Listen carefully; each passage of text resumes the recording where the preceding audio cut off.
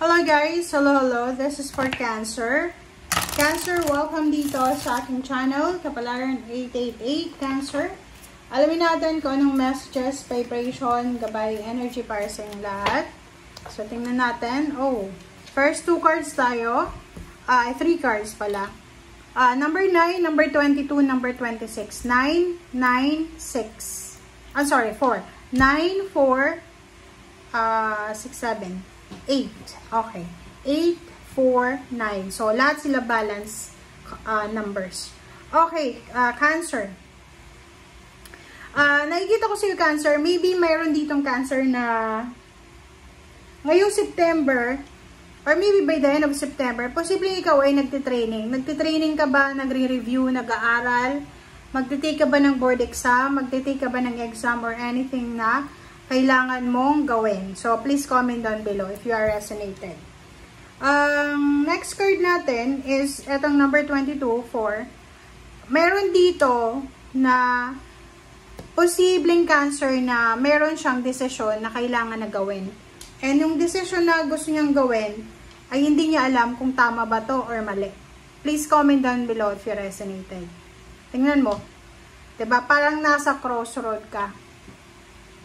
Parang nakikita natin dito is nasa crossroad kayo and hindi nyo alam kung ano yung gagawin nyo. And last card natin is number 9. There's a happy celebration here. So, maybe may mga may anak ka, kapatid, karelasyon na Virgo na posibleng magse-celebrate ng anumang successful na event sa kanya. So, posibleng merong celebration na magaganap para sa inyo, Cancer. Or part ng family nyo ay magse-celebrate because of success or anything, birthday or any celebrations. Okay. So, let's check.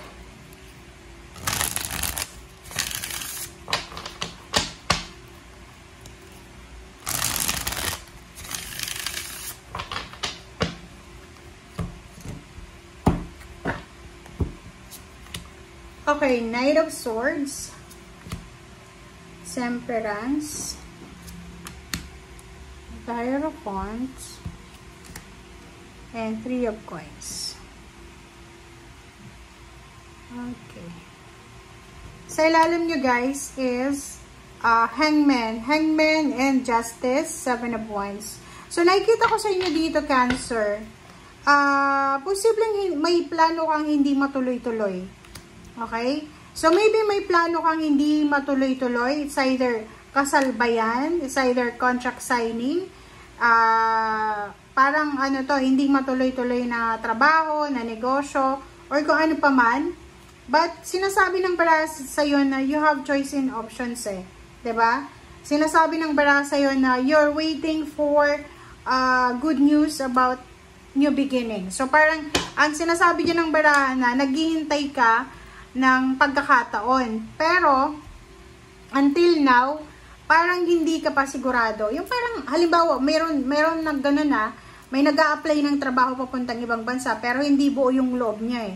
Diba yung parang, nagpa-process lang siya ng papeles niya, pero hindi naman siya sigurado na, hindi nga alam, wala siyang plan B na, halimbawa, kung hindi siya matatanggap, okay lang, kasi hindi naman siya, kumbaga, buo yung loob niya na pumunta ng ibang bansa, parang gano'n. So, sinasabi ng baraha sa'yo dito na don't worry, Cancer, because there's incoming, there's a news, good news na posibleng makakatulong sa'yo para makapagsimula ka and mabibigyan ka ng choice and options dito. Okay? So, yung mga hindi natuloy, plano man yan, trabaho, relationship, possible na siyang matuloy. Okay? So, let's check.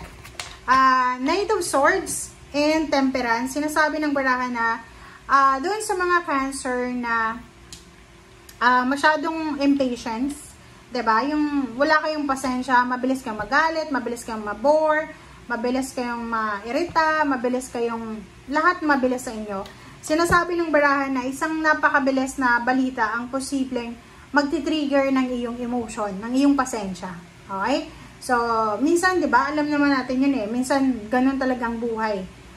I-trigger tayo ng panahon ng buhay. So, dito sa barahang 'to, sinasabi sa'yo na kung ano man yan ang mabilis na yan na darating sa'yo, kailangan magpasensya ka. Kasi, itetest niyan yung patience nyo eh. Kasi minsan, di ba, sa sobrang paghihintay natin, tapos biglang dumating yung hinihintay natin, magde-decide tayo without thinking or without reflecting, di ba? So, sa'yo, sinasabi ng baraha, kailangan mong magdahan-dahan.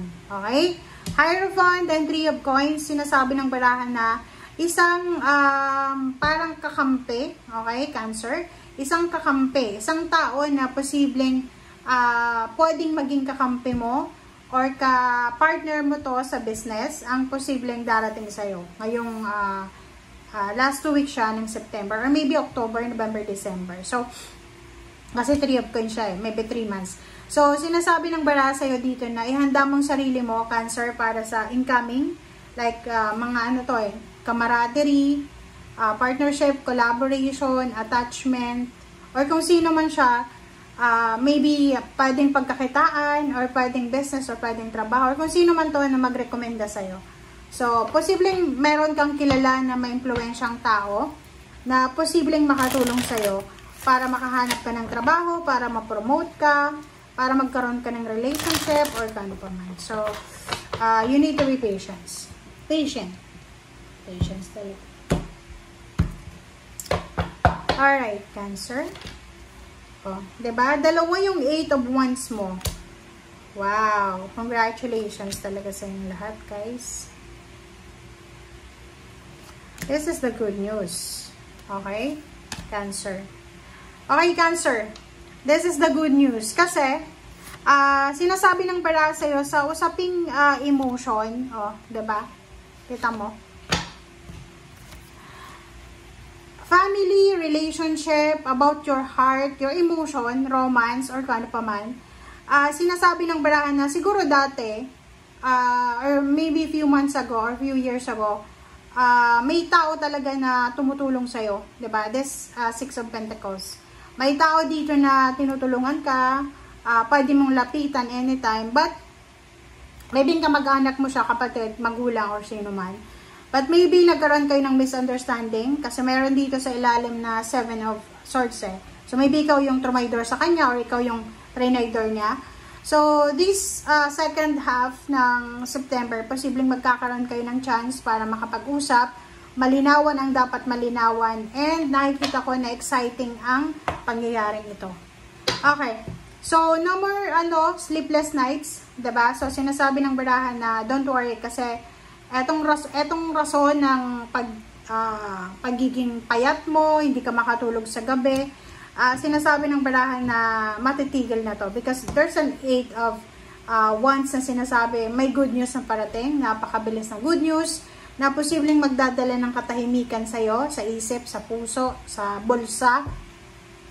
And there's a there's a family celebration, there's an occasion na posibleng because of that occasion, magkakaroon ng parang ending, magkakaroon ng closure ang lahat ng gulo sa buhay mo. Okay? Mapapera man yan, emotion, stress, anxiety, depression. Meron ditong family celebration. There's a birthday celebration, wedding anniversaries, reunion, fiesta, ano pa ba, na pwedeng meron kang okasyon dito na isa-celebrate sa second half ng September going to October, November, December. Okay, thank you guys for watching and see you again. Bye!